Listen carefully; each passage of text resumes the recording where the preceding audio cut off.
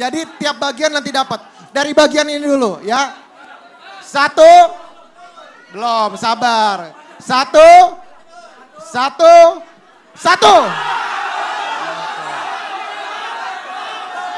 Mbaknya yang pakai kacamata hitam di atas.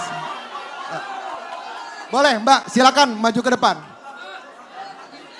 Sabar, jadi nanti dari bagian sini dulu, lalu nanti dari bagian sini, baru nanti dari bagian belakang kita pilih. Gimana teman-teman, sepakat? Sepakat ya? Adil ya? Adil? Tepuk tangan dulu buat semuanya.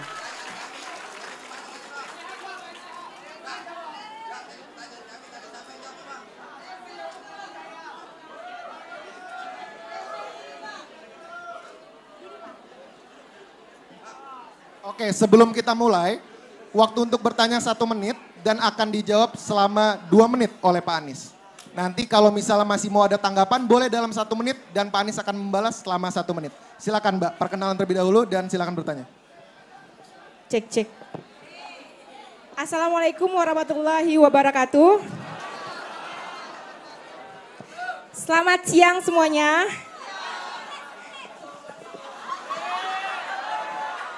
Sebelumnya saya ingin memberi penjelasan dulu. Mungkin pertanyaan saya ini udah saya rangkum, tapi jika lebih dari 1 menit saya minta maaf.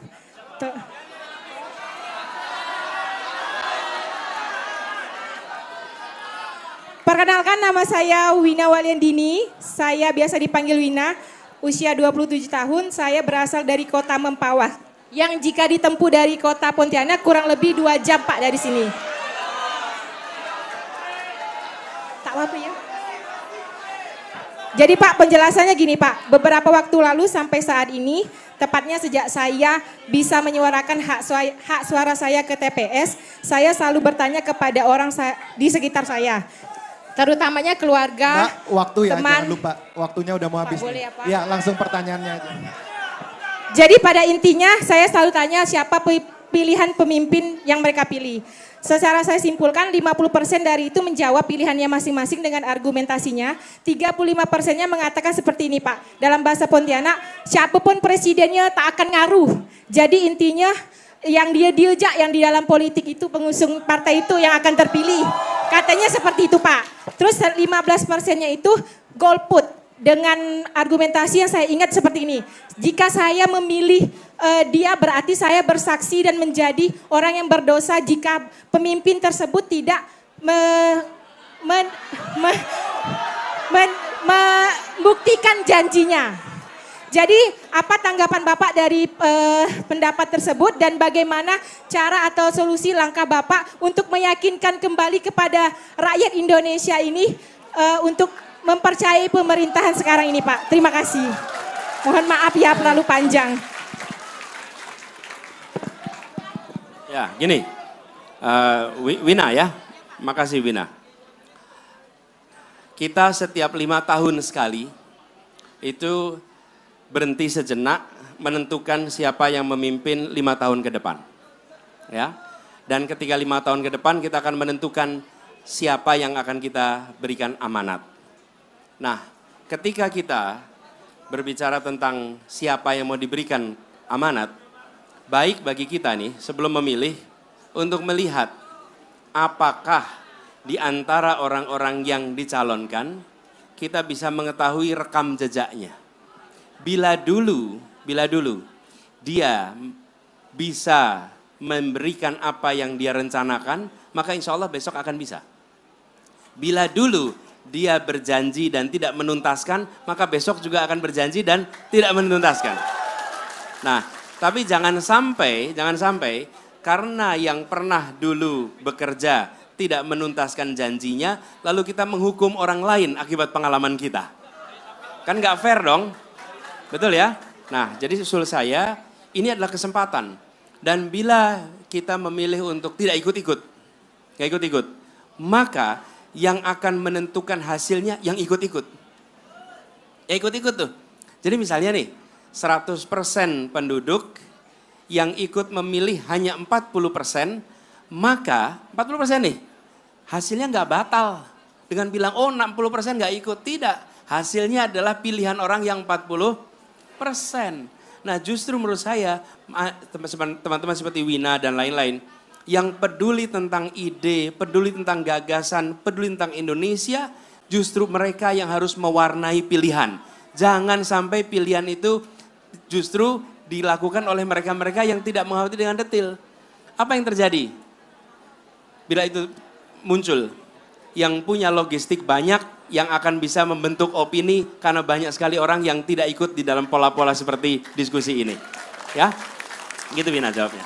Oke, Bagina mohon maaf tapi karena keterbatasan waktu jadi tidak ada tanggapan ya. Kita move lagi untuk ke penanya selanjutnya. Terima kasih Mbak Gina, tepuk tangan dulu dong.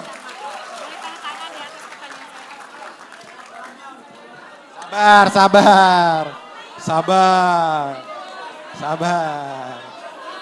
Tunggu dulu ya, kita tunggu dulu ya. Sekarang kita move ke bagian sini, oke? Bagian sini ya, teman-teman semua. Sabar belum? Tangannya di bawah dulu dong, tangannya di bawah dulu, oke. Satu, sabar. Yang tangannya di atas kita nggak ini, Bang, sabar. Satu.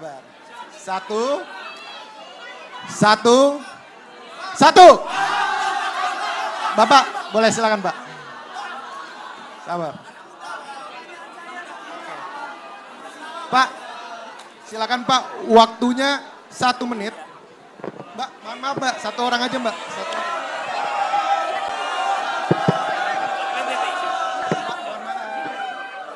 Bismillah, Assalamualaikum warahmatullahi wabarakatuh.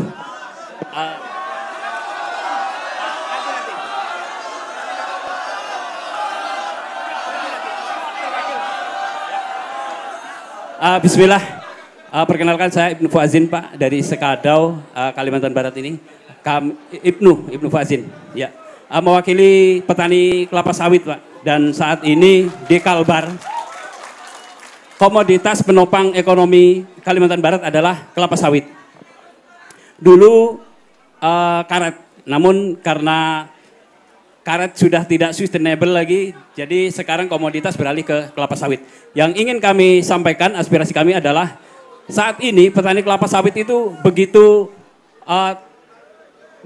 tertekan dengan pajak yang begitu besar dan potongan-potongan atau pungutan-pungutan yang memberatkan bagi petani sawit, sehingga harga komoditas itu hampir tergerus oleh potongan tersebut. Di antaranya yang paling besar adalah potongan di PE atau pajak ekspor. Nah, pajak ekspor ini Pak, waktunya terkumpul di BPDPKS, dana terkumpul 178 triliun. Kembali ke petani itu tidak sampai 10 triliun. Dan itu Pak, untuk boleh mengakses langsung ke pertanyaannya Pak, Siap. waktunya sudah habis. Untuk mengakses dana tersebut sangat persulit. Harapan kami ketika Bapak nanti menjadi presiden, berbuat adillah kepada kami. Harapannya adalah dari dana BPDPKS itu kami bisa mendapatkan BPDPKS, Badan Pengumpul Dana, Badan Penghimpun Perkebunan Kelapa Sawit. Nah, jadi Pak, waktunya sudah habis. Sebentar. Boleh langsung, Ya, Pak, sebentar. pertanyaan. Harapan kami adalah agar kami diperlakukan secara adil seadil-adilnya, tidak diberikan pajak yang besar itu tadi, dan pupuk subsidi dikembalikan. Demikian. Ya. Assalamualaikum warahmatullahi wabarakatuh. Ya, makasih. Bung Ibnu dan Ibu tadi yang penuh semangat. Duduk Bu, enggak apa-apa Bu. Ya. Teman-teman, kalau ada orang penuh semangat kita harus hargai dan hormati. Iya. Bangsa ini tuh membutuhkan orang-orang yang bersemangat. Kita enggak butuh orang yang loyo, lunglai, menonton. Betul. Nah, jadi gini. Pertama, kami ingin tata niaga itu dibuat menjadi sehat. Oke? Yang kedua, perpajakan yang adil. Karena ini keluhan bukan hanya pada oleh petani sawit saja. Bahkan nelayan-nelayan pun itu memiliki concern yang sama soal perpajakan ini. Lalu khusus untuk BPD PKS, ini nanti kita akan koreksi sama-sama supaya lebih berkeadilan. Prinsip kami, ini kami sampaikan pada semua. Kami ingin setiap peraturan yang dibuat bisa menjawab sebuah pertanyaan sederhana. Bahwa peraturan ini memberikan rasa keadilan. Oke? Seringkali ketika peraturan dibuat, pertanyaan itu tidak ada. Sehingga bikin peraturan saja tanpa memikirkan ini adil atau tidak. Negara tidak boleh berdagang dengan rakyatnya. Negara itu tugasnya adalah memakmurkan dengan mengolah semua sumber daya yang ada. Itu prinsipnya, Bung Ibnu. Insya Allah kami bawa aspirasinya. Terima kasih. Oke, baik. Terima kasih banyak Bang Ibnu. Sekarang kita move ke belakang ya. Ke belakang ya. Ya siap. Sabar, sabar. Tangan di bawah dulu. Tangan di bawah dulu. Tangannya di bawah dulu. Bang, tangannya di bawah dulu Bang. Tangannya di bawah dulu. Sabar Bang. Yuk. 1. Sabar, sabar. Yo, ulang lagi, ulang lagi. 1, 1, 1.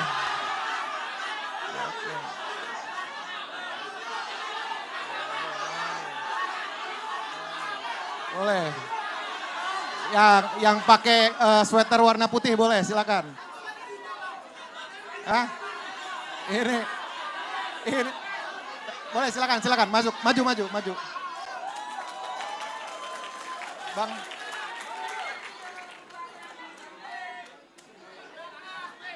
Silakan namanya, tanya selama 1 menit, mohon untuk tidak melebihi waktu 1 menitnya. Silakan. Baik, bismillahirrahmanirrahim. Assalamualaikum warahmatullahi wabarakatuh. Selamat siang Pak Anies. Perkenalkan Pak, nama saya Kafar Ramadhani. Saya merupakan Ketua BEM FK Untan Pak. Nah, jadi saya membawa aspirasi dari teman-teman tenaga medis Pak. Di sini ada beberapa pertanyaan yang bakal saya tanyakan ke Bapak. Yang pertama terkait dengan bagaimana cara Bapak bisa menjamin tentang kesehatan di Indonesia lebih lanjut lagi. Terutama terkait dengan penyakit yang menular, penyakit yang tidak menular, dan terkait dengan bagaimana pemerataan tenaga medis di seluruh Indonesia. Yang kedua Pak, bagaimana Bapak bisa menjamin hak kami untuk melanjutkan pendidikan ke jenjang lebih selanjutnya Pak. Jenjang lebih lanjut dan bagaimana juga cara kami Pak untuk mendapatkan kepastian hukum Pak ketika nanti kami menjadi seorang tenaga medis. Dan juga tadi ada titipan pertanyaan dari teman saya, apakah Bapak bisa mengesahkan tentang undang-undang kefarmasian Pak? Begitu Pak, mungkin sekian dapat saya sampaikan, lebih kurangnya mohon maaf, terima kasih Pak. Yang kedua, pertama menular, yang kedua pendidikan dan kesejahteraan tenaga medis. Terkait dengan pendidikannya sama kepastian hukumnya Pak. Oke, baik. Boleh Bang Anies dijawab selama 2 menit, silakan. Bung Kafa yang saya hormati. Teman-teman, mana tadi? Dia bawa tulisan ini nih. Buat saya, bukan soal tulisannya. Dia memikirkan betul bahwa saya akan berada dalam sebuah kompetisi dan saya harus menunjukkan faktor diferensiasi dibanding yang lain. Oke? Ya Pak begini nih. Ini ingat-ingat nih. Ini mana dia nih? Ini namanya marketing tools. Dan laku dia. Langsung dapat kesempatan. Bung Kafa, apa yang tadi Anda sampaikan? Tentang, ini beberapa yang tadi disampaikan. Tapi saya ingin jawab dulu terkait dengan penyakit menular. Begini, di dalam menyusun program, pemerintah itu punya kewenangan. Tapi belum tentu punya keahlian. Jangan sampai punya kewenangan dianggap punya keahlian. Jadi harus bagaimana? Kesehatan masyarakat itu ada ilmunya. Dan ilmu itu harus digunakan dalam menyusun program. Jadi itulah yang kami gunakan ketika kami bertugas di Jakarta. Maka penyusunan program itu melibatkan para ahli. Dan para ahli itu menyusun, lalu libatkan juga stakeholder terkait. Nah, siapa ujung tombak? Teman-teman sekalian, salah satu ujung tombak yang bisa digunakan adalah kader Posyandu, kader PKK, yang berada di ujung tombak masyarakat, yang mereka bisa membantu kegiatan-kegiatan yang punya 2 sifat, promotif, preventif. Ketika sampai pada kuratif, nah itu baru nanti tenaga kesehatan. Tapi yang 2 ini kita harus lakukan. Isi programnya kita harus bekerja sama dengan teman-teman para pakar khususnya pada kesehatan masyarakat. Kemudian soal pendidikan. Saya melihat pendidikan untuk keahlian di bidang kesehatan ini harus ada dukungan fiskal dari negara. Karena kalau tidak, untuk mengikuti pendidikan kedokteran ini biayanya mahal. Dan ketika biayanya mahal, maka bila itu dilakukan oleh pribadi, dia akan memandang ini sebagai investasi pribadi. Karena investasi pribadi, setelah lulus dia harus mencari keuntungan untuk mengembalikan investasi pribadinya. Betul tidak? Tapi bila yang mengeluarkan anggaran itu negara, maka negara melakukan investasi dengan cara mendidik anak-anak muda untuk memiliki keahlian di bidang kedokteran, dan lalu mereka nanti mengembalikan investasi negara dalam bentuk memberikan kesehatan yang baik untuk masyarakat. Jadi saya termasuk yang berpandangan biaya pendidikan itu atau pengeluaran di bidang pendidikan jangan dipandang sebagai cost, tapi dipandang sebagai investasi. Kenapa? Karena dia akan mengeluarkan manfaat besok. Nah, sekarang kita menyaksikan pendidikan kedokteran ini biayanya mahal, ditanggung sendiri. Efeknya yang bisa masuk fakultas kedokteran adalah mereka yang berasal dari keluarga yang mayoritas dari situ. Bukan semua, tapi mayoritas. Nah, kita berkeinginan agar bidang ini kita berikan investasi yang cukup dan mengurangi beban Anda. Kemudian soal undang-undang kefarmasian nanti kami lihat. Tapi intinya adalah kita ingin keluar aturan itu, satu, dia memberikan rasa keadilan. Dua, dia bisa memberikan kebermanfaatan yang setara. Tiga, dia memberikan kepastian hukum. Tiga itu kita berikan. Gitu ya, makasih.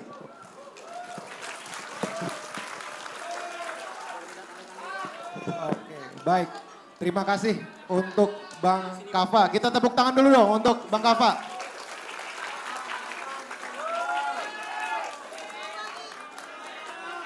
Satu lagi, sabar. Turun dulu, tenang. Belum selesai, tenang. Duduk Bang, duduk dulu Bang. Duduk dong, biar adil dong. Kalau teman-teman berdiri, nanti saya nggak bisa lihat yang di belakangnya, nggak adil dong. Duduk yuk, kita duduk dulu. Ini teman-teman, saya akan milih dari bagian sini sampai belakang. Ya, duduk dulu, semuanya duduk, yuk semuanya duduk. Oke, satu yang ketiga ya, satu.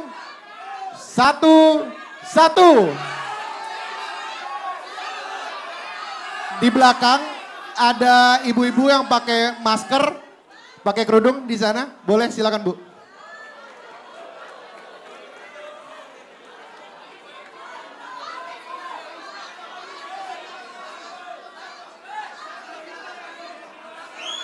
Kita tenang, teman-teman tenang.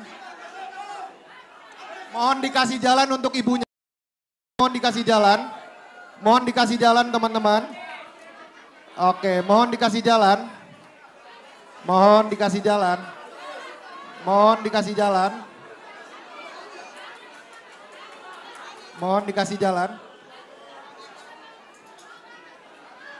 Ibu silakan duduk di sana. Memperkenalkan diri. Maaf, permisi. Ini Pak.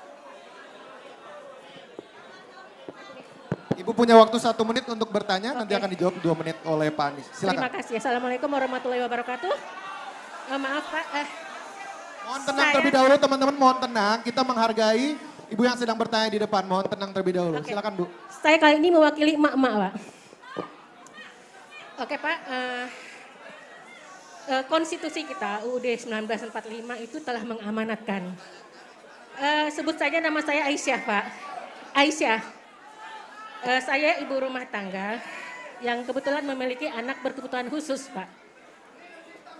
Saya ulangi, konstitusi kita UUD 1945 telah mengamanatkan bahwa tiap-tiap warga negara berhak atas pendidikan.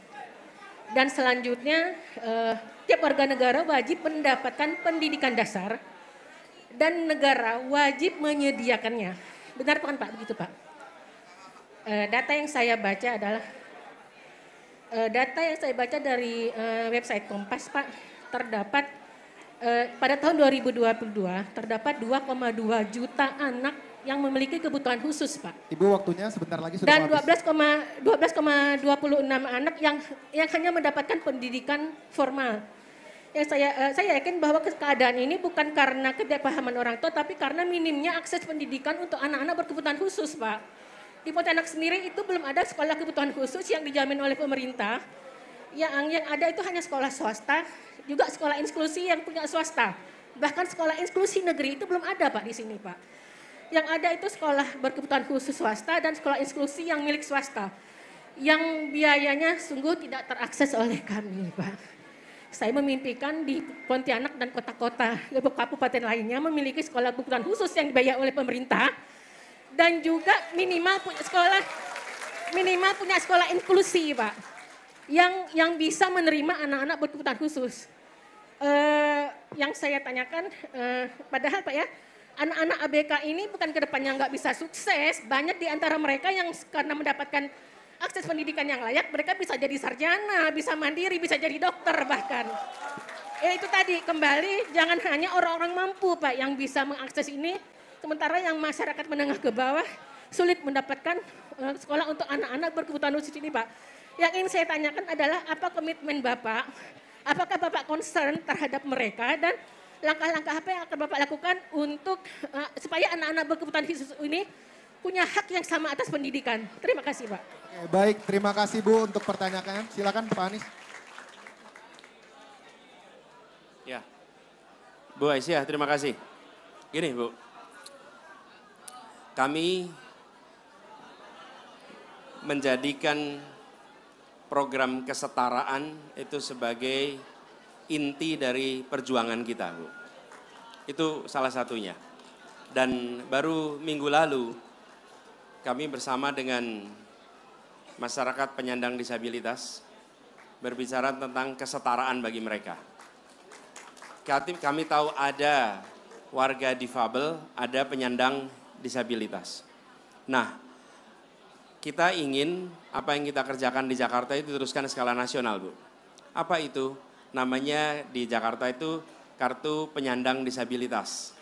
Dengan kartu itu, maka mereka mendapatkan akses transportasi, mendapatkan akses untuk bantuan.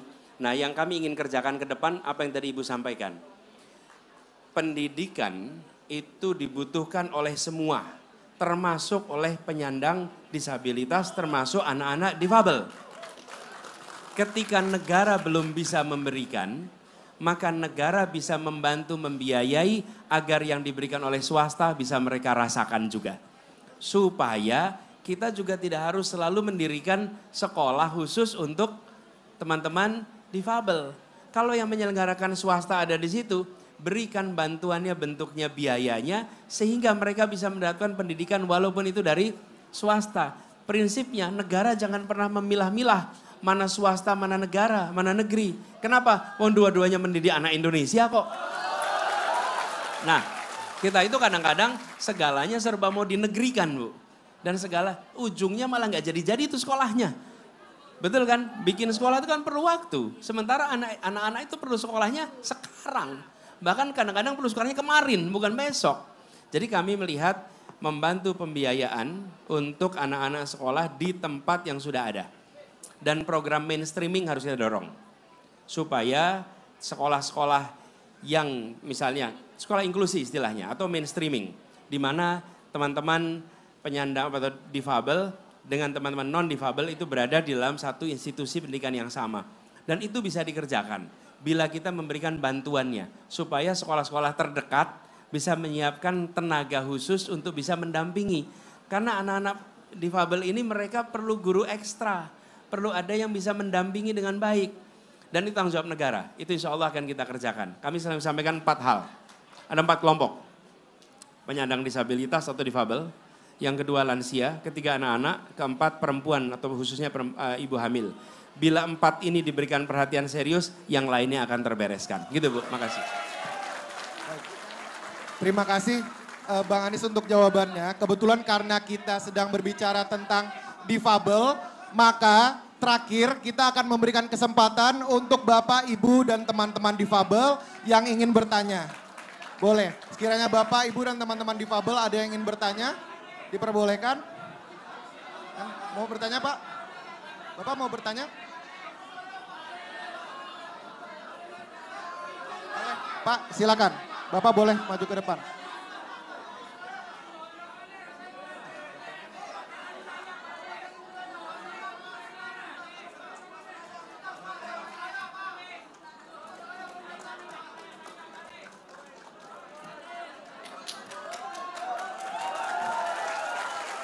Untuk waktu bertanyanya 1 menit Pak, dan akan dijawab selama 2 menit. Silakan. Assalamualaikum warahmatullahi wabarakatuh. Perkenalkan saya Denny Hendra Lesmana, saya relawan untuk disabilitas. Ya. Alhamdulillah di sini kami lengkap Pak. Ada yang Denny Hendra Lesmana dari relawan Anies untuk disabilitas. Alhamdulillah di sini kami lengkap Pak, ada yang tunarungu, tunanetra, dan macam kami ini tunadaksa. Yang nggak ada tunagrahita aja Pak.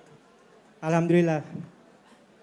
Di sini kami menanyakan program apa 100 hari Bapak menjadi presiden untuk disabilitas.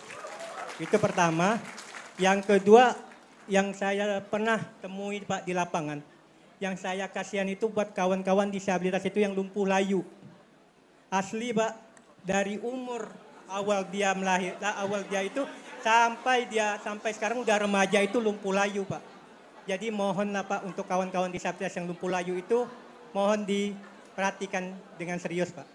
Dan juga Bang, mohon untuk acara ini tolong untuk suara untuk kawan-kawan yang tunarungu nggak jelas Bang, tolong ada penerjemahnya.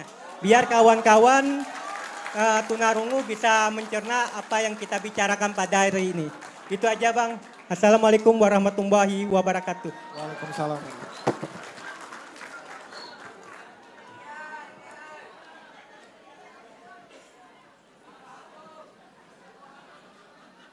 Bung Hendra, terima kasih.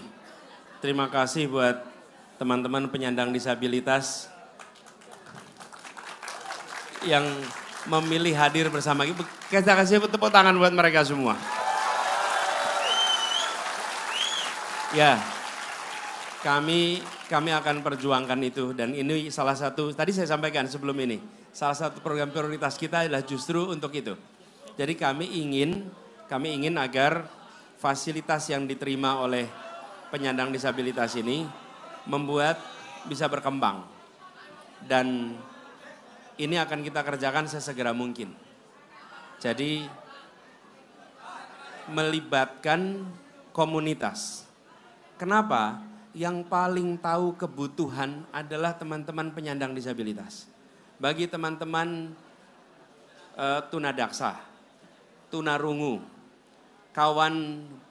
kawan-kawan yang kawan tuli, itu semua membutuhkan hal yang kami belum tahu. Karena itu justru melibatkan. Dengan begitu kebutuhannya bisa dipenuhi. Kalau disusun oleh mereka yang tidak tahu kebutuhan, banyak melesetnya nanti. Betul kan? Itu yang kita ingin lakukan sama-sama. Jadi yang nomor 1 adalah terkait pendidikan. Yang kedua adalah penyiapan untuk bisa hidup mandiri. Supaya bisa hidup mandiri, bisa bekerja, hidup mandiri lah intinya. Mau bekerja untuk orang lain, mau berusaha, tapi bisa hidup mandiri, punya keterampilan dan punya kemampuan untuk mobilitas. Bila itu diberikan, maka teman-teman saya yakin bisa tumbuh berkembang dengan potensi yang dimilikinya. Jadi itu yang jadi prioritas kita, gitu ya. Oke, makasih Pak Hendra.